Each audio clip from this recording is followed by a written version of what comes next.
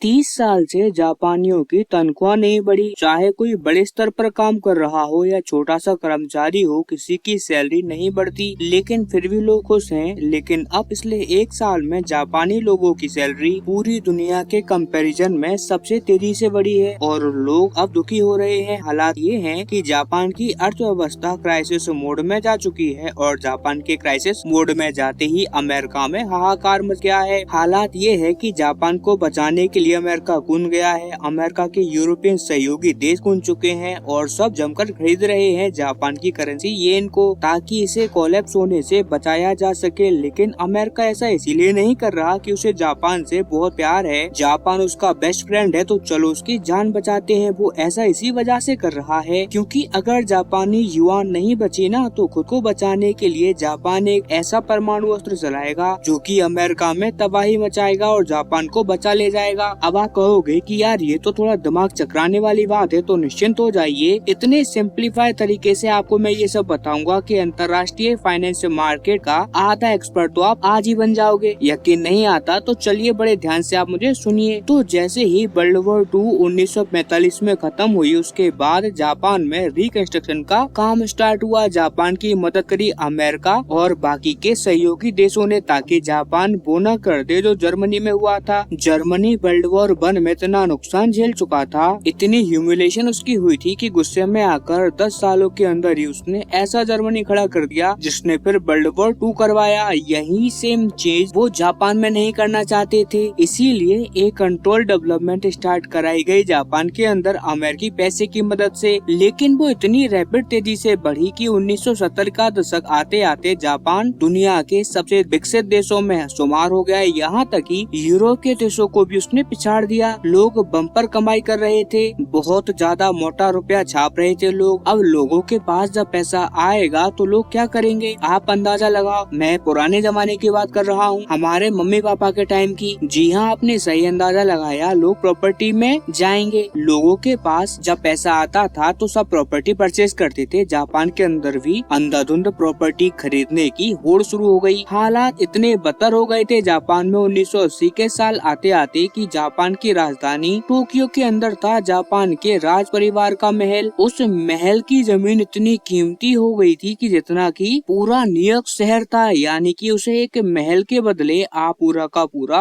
New York शहर purchase कर सकते थे। लोगों के एक एक घर की कीमतें इतनी ज्यादा बढ़ गई थी कि किसी भी अफ्रीकी छोटे मोटे शहर को परचेज कर लेंगे वो लोग। और ऐसा इसीलिए हुआ क्योंकि जापान के अंदर लोगों के पास पैसा अंधा था, लेकिन जमीन लिमिटेड है जापान की। बहुत ही कम जमीन आप परचेज कर सकते हो क्योंकि ज्यादातर इलाके या तो माउंटेन्स हैं या फिर फॉरेस्ट रिजर्व हैं, आप उन्हें खरीद नहीं सकते। तो ऐसे में लोगों ने क्या किया, तो लोगों ने देखा कि यार प्रॉपर्टी के अलावा और कौन सा तरीका है जहाँ पैसा भी सुरक्षित हो और हमें ब्याज मिले, हमारा पैसा बढ़ता भी रहे। तो इसका आंसर था अमेरिकी बॉन्ड, क्योंकि उस समय भी 1980 के साल में भी अमेरिकी डॉलर सबसे सुरक्षित माना जाता था, सोने से भी ज्यादा सुरक्षित। तो लोगों ने अमेरिकी बॉन्ड खरीदना स्टार्ट किया। अगर आसान भाषा में मैं आपको बताऊं तो अमेरिका को कर्ज देना शुरू कर दिया, वहाँ की सरकार ने भी, वहाँ के पेंशन फंड ने भी, वहाँ के आम लोगों ने भी। और जो कर्ज उन्होंने दिया उसके बदले अमेरिका उन्हें हर साल ब्याज देता था। अब अमेरिका एक रिलायबल बहुत ही सेफ कंट्री है, तो इसका मतलब है कि आपके इन्वेस्टमेंट भी काफी सुरक्षित है। खैर 1980 में ये कर्ज देने का दौर जब शुरू हुआ, ये आज तक यानी कि 2026 तक भी जारी है। आप जानकर हैरान हो जाओगे कि पूरी दुनिया के अंदर अमेरिका ने सबसे ज्यादा कर्ज जापानियों से ही लिया है। कितना कर्ज ले रखा है, तो वो है ऑलमोस्ट $1.5 ट्रिलियन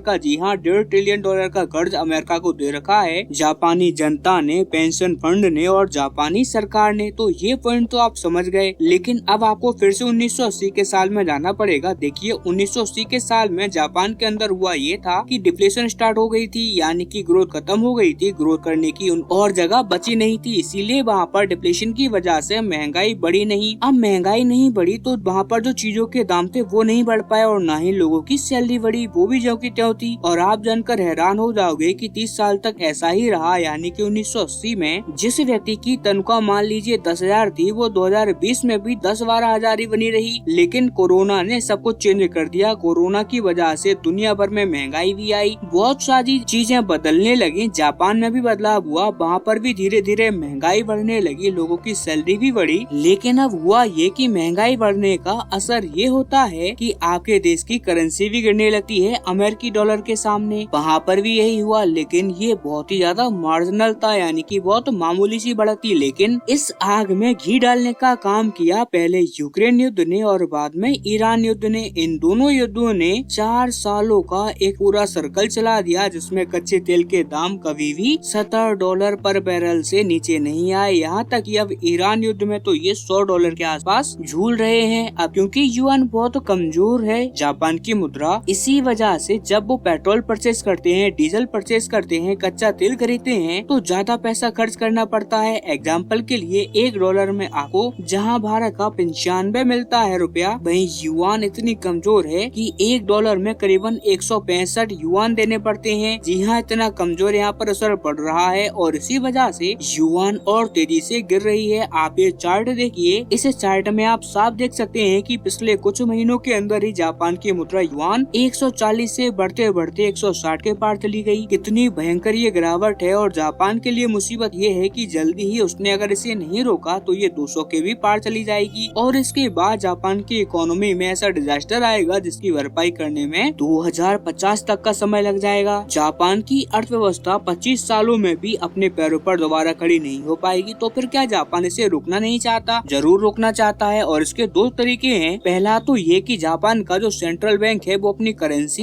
युआन खुद खरीदे, उसके पास डॉलर जो खजाने में है उसे मार्केट में दे, उसके बदले युआन परचेज करे, जिससे होगा ये कि युआन की मांग बढ़ेगी और वो डॉलर के सामने संभलेगा। ये करने की कोशिश करी जापान के बैंकों ने 2 बार। आप इस ग्राफ को देखिए, जहाँ जहाँ ये डिप ले रहा है, नीचे जा रहा है, वहाँ वहाँ जापानी बैंक ने डॉलर डंप किया और युआन खरीदा, लेकिन ये फिर दोबारा से दुगनी तेजी से उछाल मारता है। इसीलिए जापान को समझ आ चुका है कि इससे आपको हफ्ता 2 हफ्ता राहत मिल सकती है, लेकिन एक सॉलिड ग्रोथ नहीं मिल सकती। तो फिर इसे कैसे रोका जाए? तो इसे रोकने का दूसरा तरीका है जापान का कर्ज। जापान की जनता ने, पेंशन फंड ने और जापान की सरकार ने जो अमेरिका का कर्ज है उसे उन्हें बेचना होगा। $1.5 ट्रिलियन का ये खर्च है। अगर ये लोग उसे बेच देते हैं ना तो अचानक से डॉलर पर भयानक गिरावट आएगी और जापान की मुद्रा युआन बहुत स्ट्रॉन्ग हो जाएगी, क्योंकि जब ये अपना पैसा खींचेंगे वापस तो डॉलर मार्केट के अंदर एक तरीके से डंप हो जाएगा, गिर जाएगा और इसी वजह से जापान की मुद्रा युआन उठेगी। लेकिन ऐसा होते ही उसके अलाय कंट्री अमेरिका, वहाँ पर शेयर मार्केट क्रैश होगा, महंगाई बेतहाशा बढ़ेगी और उन्हें किसी भी तरीके से इसे यानी कि इसे $1.5 ट्रिलियन के कर्ज को किसी और देश को देना होगा, जो कि फिलहाल कोई लेने वाला नहीं है, क्योंकि ऑलरेडी अमेरिका का कर्ज $38 ट्रिलियन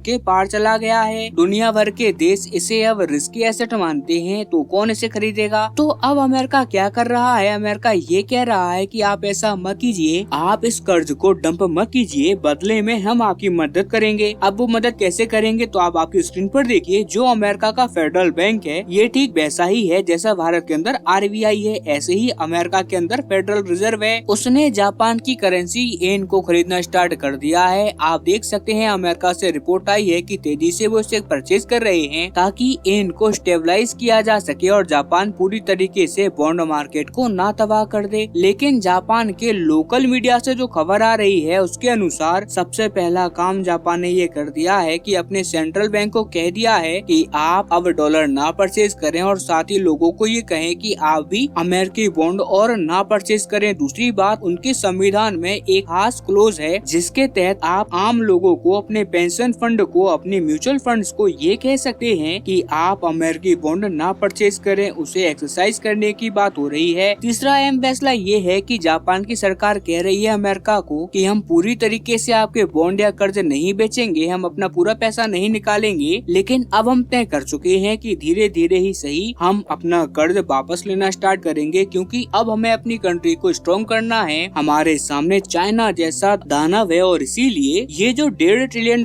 का पूरा फंड है ना, ये हमारा एक बहुत बड़ा हथियार बनेगा चाइनीज के खिलाफ। हम इसका इस्तेमाल अपनी मिलिट्री बिल्ड करने में करेंगे, अपनी इकोनॉमी को स्ट्रॉन्ग करेंगे, अपनी येन को बहुत तेजी से मजबूत करेंगे। ओवरऑल हम अपने आप को रीबिल्ड करने जा रहे हैं, इसीलिए आप तैयार रहिए, क्योंकि आज नहीं तो कल हम ये फंड वापस लेके ही रहेंगे। जापान का पैसा उसके घर लौटने जा रहा है। अमेरिका को अपनी अर्थव्यवस्था को संभालने की व्यवस्था शुरू कर देनी चाहिए, यानी कि आने वाले 2026 का ये जो अंत है ये बहुत वॉलेटाइल होने वाला है पूरी दुनिया के लिए, क्योंकि जापान की ये तैयारी दिखाती है कि अब वो चाइना के खिलाफ अपने पुराने रूप में वापस आ रहा है, यानी कि इम्पीरियल जापान वापस लौट रहा है। खैर, आप सबका इस पर क्या मानना है, आपकी राय कमेंट में देना ना भूले। साथ चैनल सब्सक्राइब करें, वीडियो लाइक करें। हम मिलते हैं जल्दी अपनी अगली वीडियो में, तब तक के लिए नमस्कार।